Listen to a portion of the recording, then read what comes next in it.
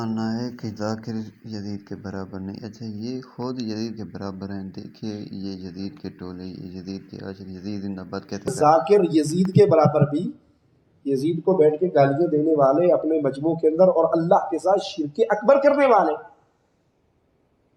یزید جیسا کیسا بھی تھا، کافر، مشرک. اور جو ذاکر آج یزید کو گالیاں دیتے ہیں یہ مشرک ہے، یہ بد عقیدہ ہے، ان کا کفر کھلا ہوا کفر ہے. تو یزید کو بمقابلہ حسین پیش کرنا بھی ظلم ہے.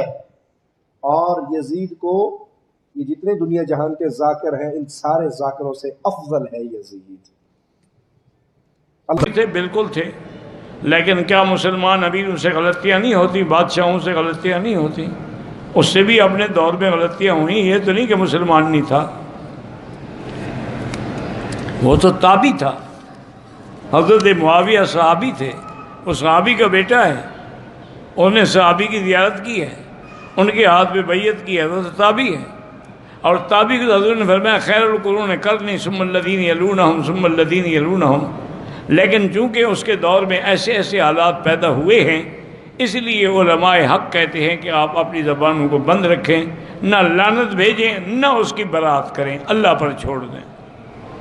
مظلومیت کی حالت میں شہید کیا گیا، لیکن اسلام کے نام پر نہیں شہید کیا گیا، کفر کے نام پر نہیں شہید کیا گیا. یاد رکھو یہ اسلام اور کفر کی، اسلام کو بچانے کے لیے حضرت حسین رضی اللہ عنہ نہیں گئے تھے. یزید کوئی بے ایمانی کا کام نہیں کر رہا تھا، یزید سے کوئی بے دینی کام نہیں ہو رہی تھی جیسے یہ رافضی شیعہ بیان کر رہے ہیں. نمازیں نہیں پڑھتے تھے، روزے نہیں رکھتا تھا، وہ بے دین تھا، وہ شراب پیتا تھا، وہ زنا کرتا تھا، ذلیل مطیع کی اولاد. ان سب کو پتہ ہے یہ سب باتیں، یہ جانتے ہیں کہ کیا کیا جاتا تھا. یہ سب الزامات ہیں. کیا یزید کو حضرت امیر المؤمنین یزید رحمۃ اللہ علیہ کہنا جائز ہے؟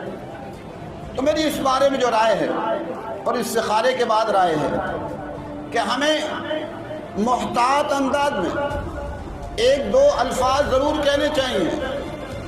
وہ لفظ آپ اور زیادہ نہیں تو کم از کم اتنا کہنا چاہیے کہ حضرت یزید رحمۃ اللہ علیہ، حضرت یزید رحمۃ اللہ علیہ کہنا چاہیے.